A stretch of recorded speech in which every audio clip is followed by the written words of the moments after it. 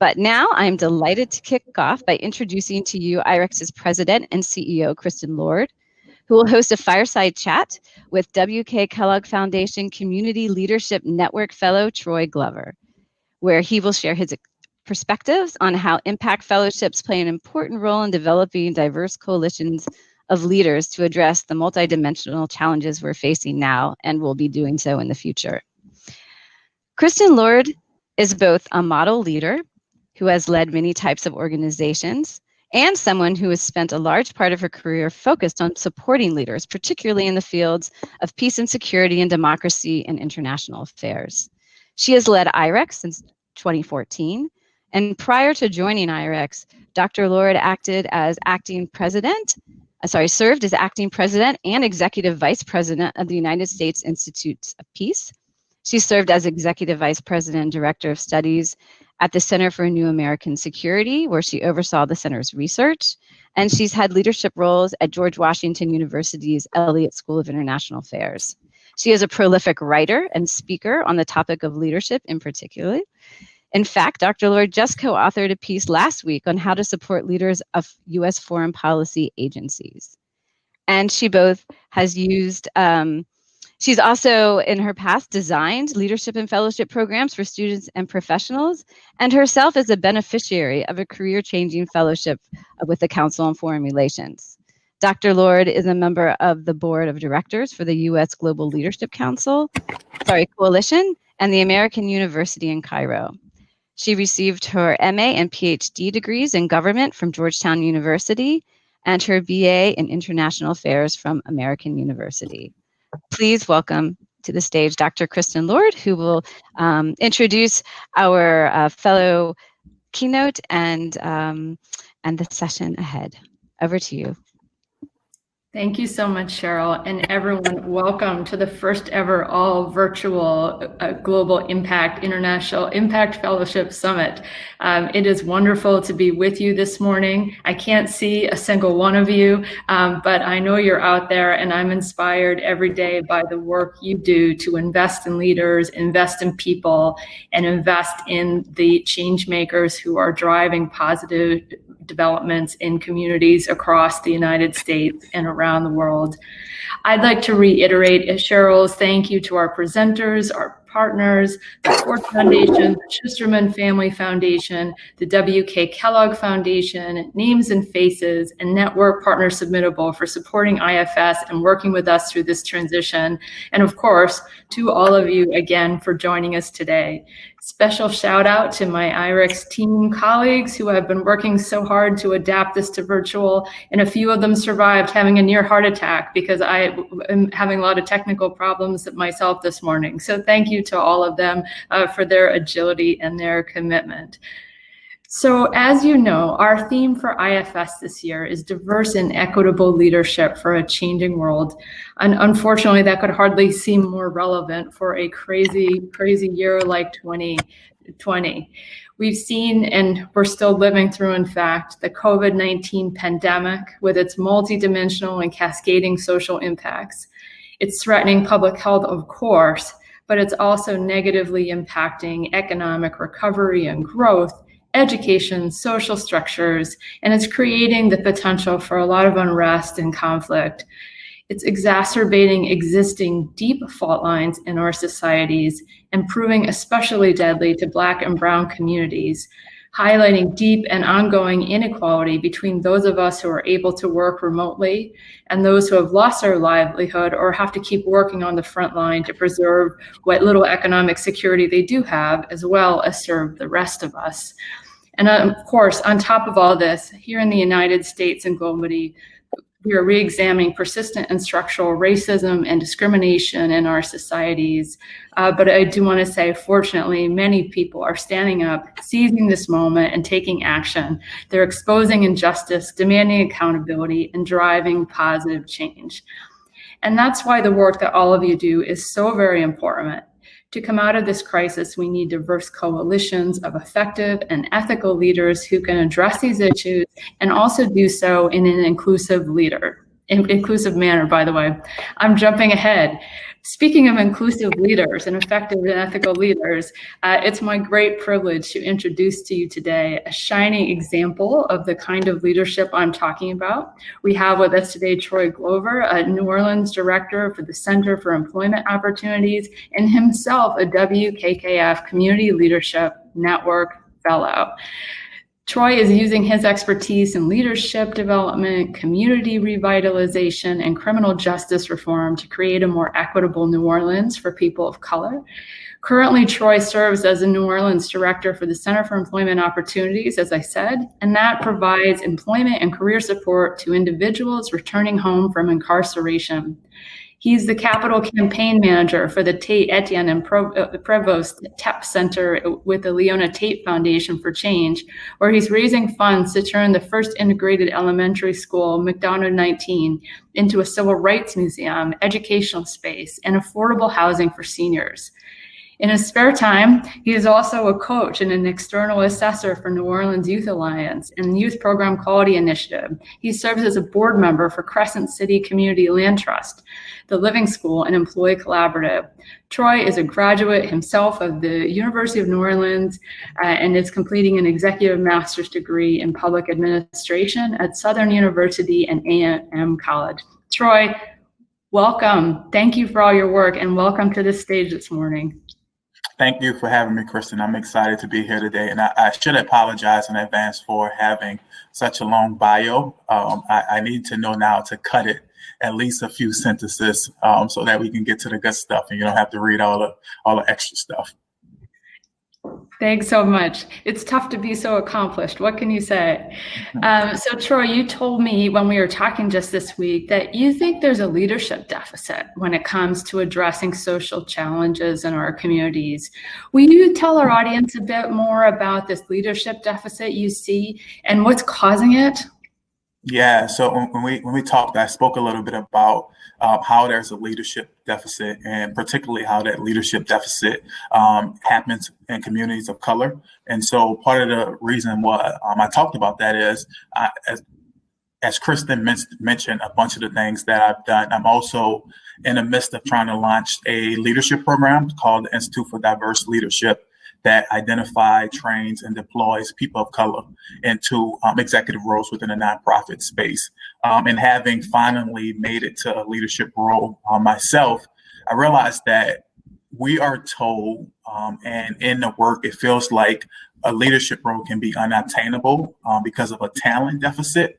But more likely, what I found is that it's because of an exposure and opportunity deficit that communities of color, people of color, don't have access to in this space. And so really helping to change that narrative and place more people into those roles. And Troy, through your own work in New Orleans and hopefully beyond, I know you're hoping to scale and take it even bigger. You're trying to instill certain qualities and capabilities to provide those kinds of leadership opportunities, to close that leadership deficit. Can you tell our audience a bit more about how you're doing this? Yeah, so I say that it takes a few things on my end. One, we should have the opportunity to fail, which in this space, and when you have deadlines to meet, measurements to meet, when you have things to do for funders, you don't usually have the opportunity to fail. But I believe it's in failing that we create the most amazing, effective, impactful things. So one, have the opportunity to fail, and two, address everything from a racial equity lens. And understanding that addressing everything from a racial equity lens requires sacrifice. In a previous conversation Kristin and I had, I said that serving in this role as a director for a criminal justice workforce organization, success for me would be one of my participants or someone directly impacted by the criminal justice system being able to take my space and take my spot and being willing and able to give up my seat at the table so that someone else could sit in that space and occupy that space, which is a part of what I think is the components to making a successful transition in this space. Troy, I wonder if you could say a little bit more about how important you think that racial equity lens is to leadership. When we were talking, you told me, I think it was 2 days of programming happens in advance of the leadership development training to give people that lens and that perspective. Can you tell our audience a bit more about the content of those days and how that prepares leaders for everything else that comes after? Yeah, so and with IDL, we're starting with a 2-day retreat that's centered solely around racial equity. I believe that we need to all start on the same foundation, or at least as close to that, and be willing to engage in tough dialogue about racial equity, and how we've gotten to this place. Because I think we all can agree that race plays a role and racial equity plays a role in every system, policy, platform, mission, hiring process, et cetera, that's created, and being willing to have an honest conversation about that. And so with that, framing it in that, we then have 6 components of the nonprofit space that I think are essential to anyone being able to enter into the space. So things like financial management, things like grant writing and fundraising, organizational culture, just 3 to name out of the 6 to name, just as an introduction to acclimating anyone to what it takes to be in leadership within a nonprofit space. It goes back really to my previous comment about it being so unobtainable. My belief is that if we can give people the core components that they need, train folks around racial equity, and provide resources and supports around folks, then anyone can transition and be able to survive and thrive within the space. And one of the things that makes you such a perfect speaker for this morning, Troy, is that you are not only creating opportunities for leaders and training leaders, you've also yourself been the product of a leadership development program, and specifically the WKKF Foundation's Fellows Program. Can you talk a little bit about how that experience prepared you for the kind of work you're doing now and will do in the future? Yeah, so the WKKF Leadership Fellowship, it's a network of 80 leaders from around the country with core areas that Kellogg has invested into. So New Orleans, Michigan, Mississippi, and I think some folks from National, 80 leaders from around the country. And really the core of the fellowship is built around 3 components: racial equity, leadership development, and community engagement.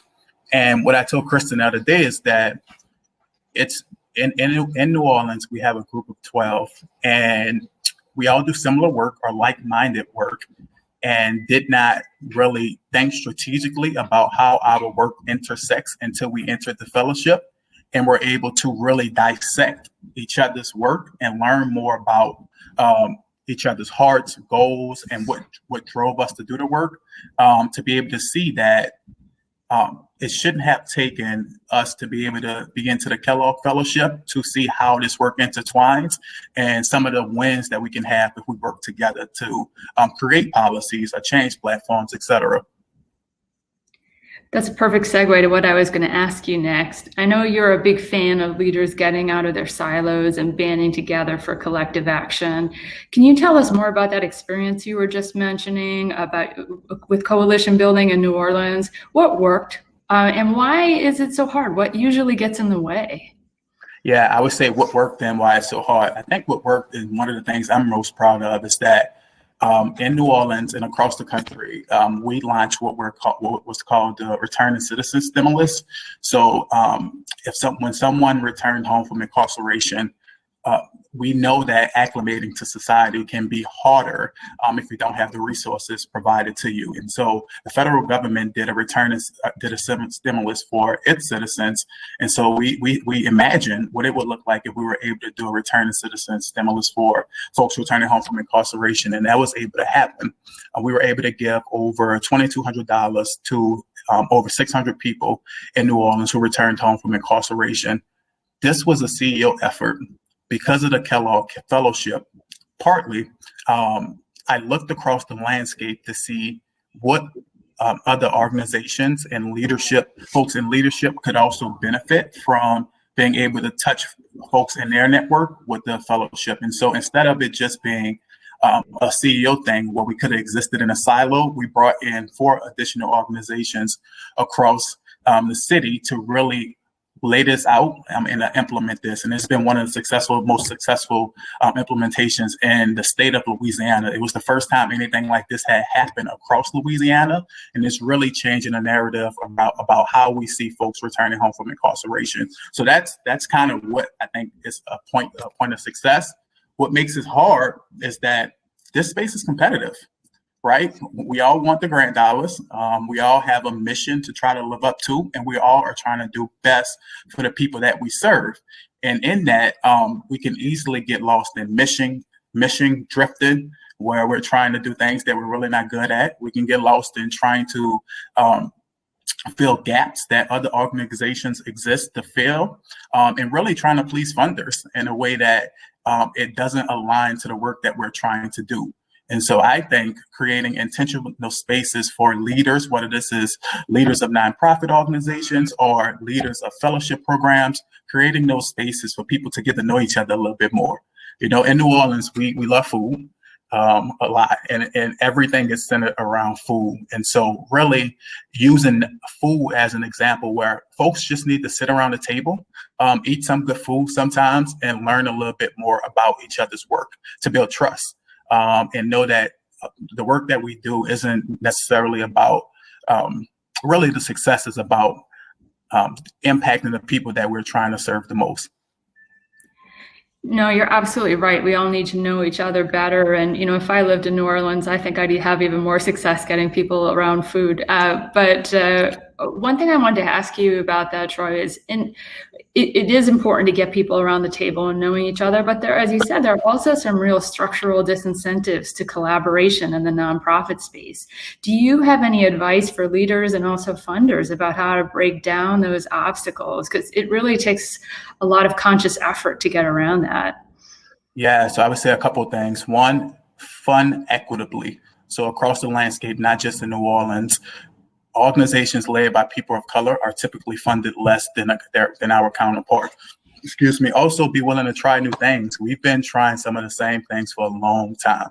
And for some reason, we're still scared to try new things, or new things led by people of color, or new things led by people who are directly impacted by the work that we're trying to do. And I think at its core, that's the most important thing. Always have insight and buy-in from the folks who you're impacting or attempting to serve. They should be at the forefront of every decision that's being made.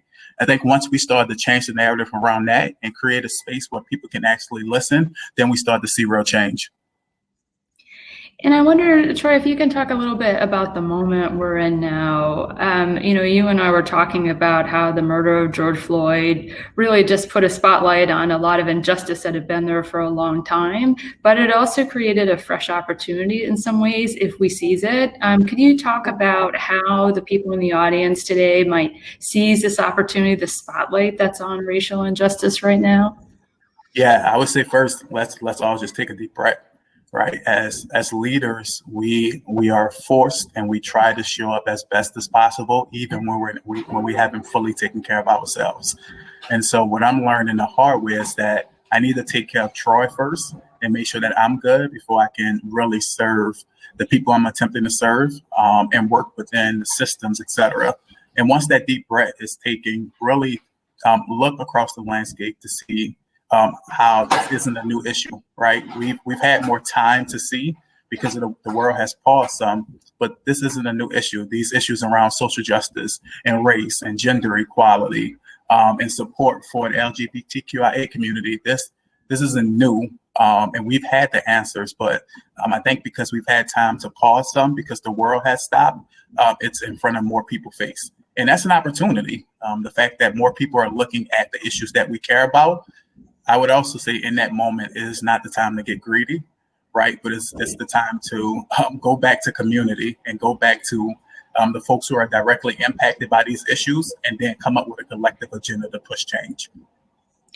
So there is an opportunity with all the attention, and we have to take it, but we have to recognize that we're in for the long haul. So leaders really need to take care of themselves. Put your own oxygen mask on before you can help others, as they say on the airplane.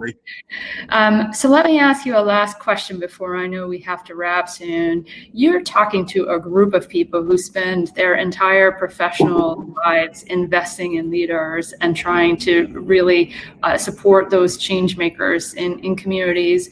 What advice can you offer them to help them invest in these people more effectively, advance positive social change? Yeah, I would say if you create something, and I learned this the hard way, if you create something for a community and no one shows up, that means it's probably not the right thing.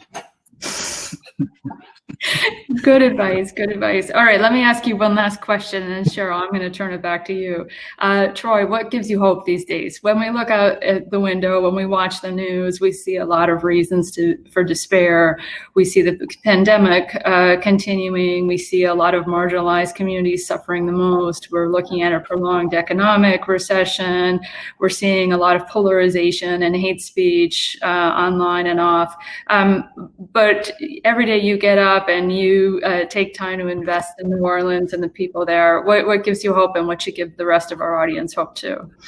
Yeah, I am hopeful for, I probably would say two things. One, that the issues that we all care about and the reasons why we create fellowships and nonprofit organizations are coming to the forefront, and people are seeing that, and that's an opportunity for change and generational long-term change. And two, I am hopeful that the work that we're putting in now will lay the ground for the young people coming behind us. Because if it wasn't for the folks that fought before us and the folks that lay the groundwork for us, then we wouldn't even be in the position to make the progress that we've made. And so we have a responsibility and an obligation. And I'm hopeful in that we'll lay the groundwork for the folks coming behind us, and that we'll leave whatever area that we're in, whatever arena that we touch, we'll leave that space a little bit better for the folks who occupy it after us. Troy Glover, thank you. I'm hopeful because we have leaders like you and all the ones that will come behind you. So thank you so much for joining us today. Thanks for everything you're doing in New Orleans and beyond. And thanks to our audience who is getting up every day to make sure leaders like Troy are able to do the things they're doing. Cheryl, back over to you. Thank you.